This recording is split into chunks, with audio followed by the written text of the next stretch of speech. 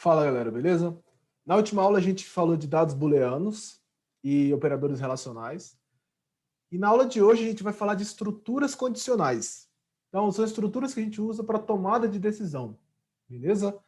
E aí a gente vai decidir se algumas linhas de códigos vão ser executadas ou não. Mas antes da gente pensar no computador, vamos pensar na tomada de decisão que a gente tem no nosso dia a dia. Vamos pensar na seguinte situação. Eu vou decidir, vamos supor que tenho uma aula, né? Sabe aquele momento no semestre que você tem que decidir se você vai para a aula ou se você vai estudar para outra matéria? E aí você está na dúvida. E aí você decide pegar uma moeda e jogar para cima e fala, se der cara, eu vou para a aula. Se der coroa, eu vou lá para a biblioteca estudar para essa outra matéria. Então, vou jogar a moeda, vou pegar o meu resultado e vou analisar meu resultado. Quais são os dois resultados? Cara ou coroa? Se der cara, então eu vou para a minha aula. Se der coroa, então eu vou para a biblioteca estudar para minha outra matéria. Então, reparem nas palavras se, né? Se isso for verdade, então eu vou fazer isso. Se isso acontecer, então eu vou fazer outra coisa. Então, esse é um processo de decisão que a gente toma. Então, vamos pensar em outra situação.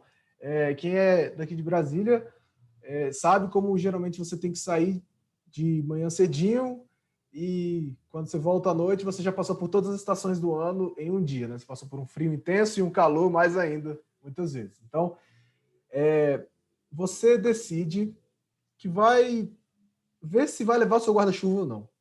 E aí você vai para a porta da sua casa e olha para o céu. E aí você pensa, né, aquela análise empírica baseada nas nuvens, se você vai levar seu guarda-chuva ou não. Então, se estiver nublado, né, se as nuvens estiverem clarinhas, eu não vou levar o guarda-chuva. Se tiver nublado e tiver com o céu bem carregado, eu vou levar meu guarda-chuva. Agora, se o céu estiver bem claro, né, tudo assim, eu sei que eu não vou levar nem guarda-chuva e nem meu casaco. Então, eu tenho três decisões, três processos, três condições que devem ser consideradas nesse caso, né? Então, o céu pode estar nublado, mas, né, aquelas nuvens bem clarinhas, ele pode estar nublado, mas muito carregado, ou o céu pode estar limpo. Então, e para cada condição dessa, eu tenho uma decisão, né? Uma, eu levo meu guarda-chuva, a outra, eu deixo meu guarda-chuva em casa, e a outra, eu não levo nem meu guarda-chuva e nem o casaco que eu estava pensando em levar. Então, são processos de decisões que a gente tem que pensar como a gente sistematiza esse processo para trazer para o computador. Então, beleza. A gente viu esses dois exemplos.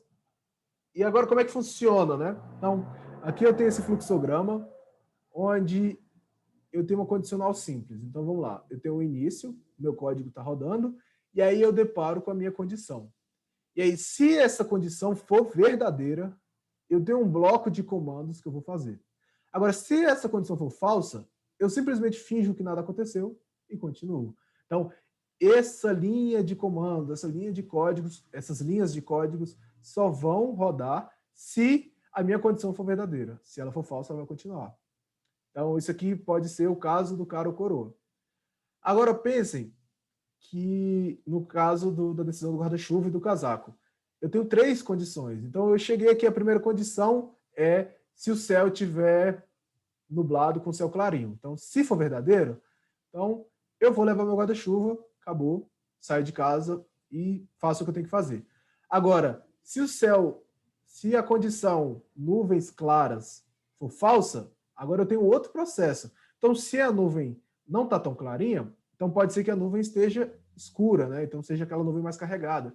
Se a nuvem estiver mais carregada, então eu tenho outra condição. Se a nuvem estiver carregada, então eu vou levar, né, tudo que eu precisar levar.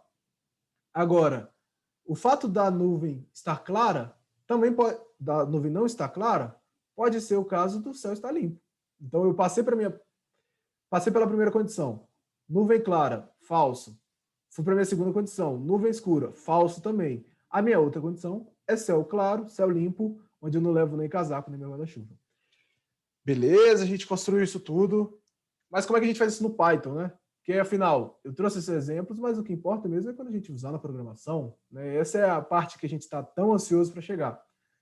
Então, eu coloquei aqui para vocês entenderem. O if é uma estrutura de condição que permite avaliar uma expressão e, de acordo com o seu resultado, executar determinada ação. Então, o bloco de ação, aqueles comandos que a gente vai fazer, se essa condição for verdadeira. O else é para caso eu queira fazer uma ação se a minha primeira condição não for atendida. Então, eu defino um fluxo alternativo que o código deve seguir. E agora, se eu tenho uma outra condição intermediária, eu uso o elif para uma condição que seja antes do else. Então, se existir mais de uma condição alternativa, que ela precisa ser verificada, a gente usa o elif para avaliar as expressões intermediárias antes de usar o else. Beleza? Mas agora vamos botar a mão na massa e vamos ver como é que isso aqui funciona. Então, vamos declarar novamente duas variáveis. Então, tem que A igual a 7 e B igual a 3. E aí eu quero saber, eu quero saber se A é maior que B. Então, vamos fazer assim, E eu quero que ele imprima esse resultado na tela, né? Eu quero que ele imprima se é ou não. Então, se, eu vou usar o if. O if em inglês é se, a gente usa para condicional. Se A for maior que B, então aqui a gente usa nossos operadores relacionais, que a gente viu no último vídeo. 2 pontos, pulo a linha e reparem nesse espaçozinho aqui, Esse espaço é equivalente a 4 espaços normais no teclado ou um tab. Tab em alguns teclados é aquela tecla que tem uma seta para um lado e uma seta para o outro. Essa é a tecla tab. E para quem já viu algumas linguagens de programação, a gente viu, vocês já devem ter visto a condicional, ela começa com if, uma condição, às vezes tem um then, e aí quando acaba a condição tem um end. No Python isso não existe. Então, o que vai determinar o início e o final de uma estrutura de repetição, uma estrutura condicional, é esse espaçamento. Quando esse espaçamento acabar, quer dizer que o bloco de ação dessa condicional também acabou. Então, se A for maior que B, eu quero que ele printe. Print o seguinte texto. A é maior que B. Então, vamos ver se é verdade? A maior que B. Mas e se eu mudar isso aqui, né? Se eu colocar A igual a 1, será que vai acontecer alguma coisa? Vocês viram que não aconteceu nada, porque só ia acontecer alguma coisa aqui se essa minha condição fosse verdadeira. Então, se essa minha condição fosse verdadeira, ele ia fazer alguma coisa. Como eu não determinei nenhum fluxo alternativo, ele não faz nada. Ele simplesmente segue o código, segue o que ele deveria fazer. Mas, se eu quiser fazer com que ele printe outros resultados, então eu posso fazer assim, else, 2 pontos. Novamente, eu quero o meu fluxo alternativo, então reparem que o if e o else estão bem alinhados, então quer dizer que o bloco do if acabou e o bloco do else vai iniciar. Então o if e o else estão na mesma indentação aqui, eles estão alinhados, e eu começo o bloco do else. Então, print A não é maior que B. Então vamos lá. Se eu rodo isso aqui de novo, tem que A não é maior que B, mas se ele for maior de... Se eu coloco 7 novamente, A é maior que B. Mas, beleza. E se eu quiser também que ele confira se é igual? Então eu posso fazer o seguinte. Eu posso colocar um elif aqui. E agora eu coloco a minha condição intermediária. Então, a minha primeira condição é A maior que B. A minha segunda é A menor que B. E aí eu falo aqui, A é menor que B. Beleza? Então vamos ver. A é maior que B, se eu coloco 1 aqui. A é menor que B. Mas e se for igual? O que acontece? Nada, porque eu não coloquei nenhum fluxo alternativo para que fosse igual. E aí agora, para abranger a única condição que falta, eu posso usar um else.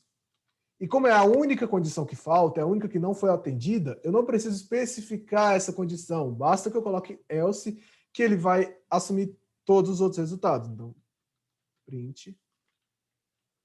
Qual é a única que falta? A é igual a B. Então, se a gente rodar, A é igual a B. Se eu coloco 1 e 3, A é menor que B.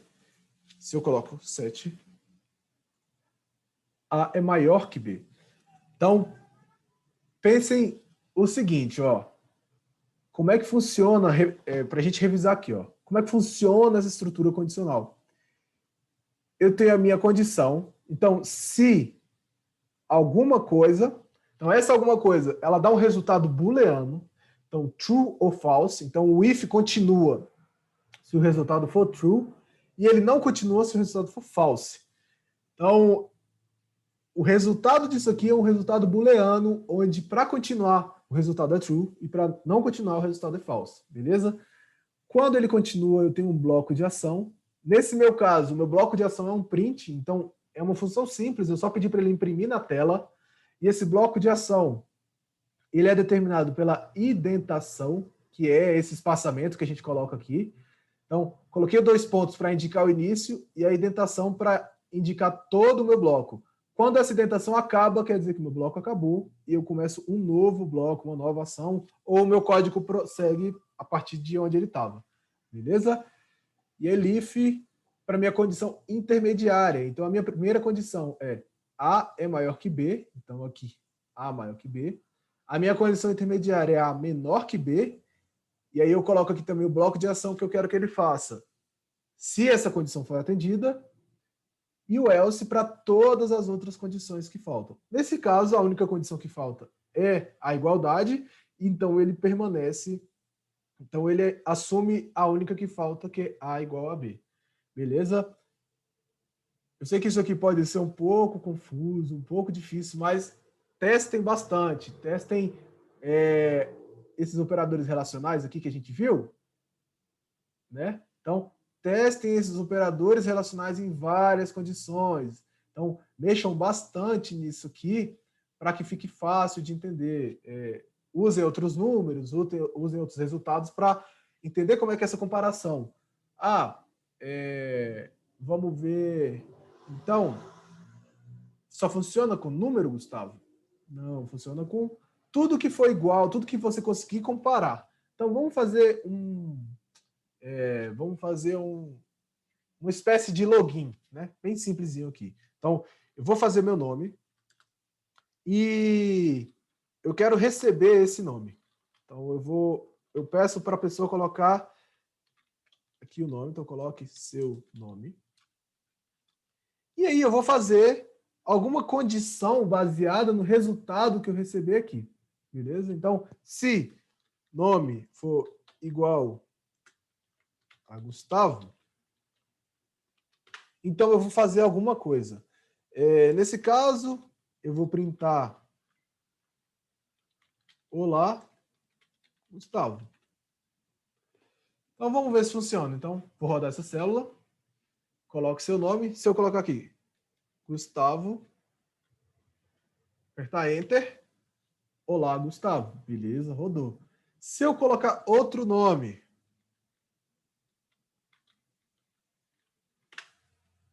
ele não faz nada, porque eu não estabeleci um caminho alternativo. Eu só estabeleci algo para ele fazer se essa condição for verdadeira. Se ela for falsa, ele não sabe o que fazer. Então, eu preciso colocar a minha outra condição. Então, supondo que eu só tenha Gustavo como o cadastro, né? Então, eu vou colocar else para que todos os outros nomes sejam outra mensagem. Então, eu posso falar assim, olá, e aí eu vou usar a função format, como a gente viu na primeira aula. Format.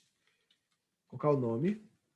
E aí eu quero falar para essa pessoa que colocar o nome o seguinte: olá, tananã, acho que não te conheço. Aí vamos colocar um RS aqui só para não ficar rude. E aí, o que acontece, né? A gente tem esse format, nome, como é que funciona isso? Então, coloquei aqui. Coloque seu nome. Vou colocar aqui... Opa, Antônio. Se eu rodar, ele coloca lá, Antônio. Acho que não te conheço. E agora, uma coisa curiosa. Vamos colocar aqui Gustavo de novo e... Uai, que estranho, ele não me conhece. O que aconteceu? Reparem que eu coloquei Gustavo com letra minúscula.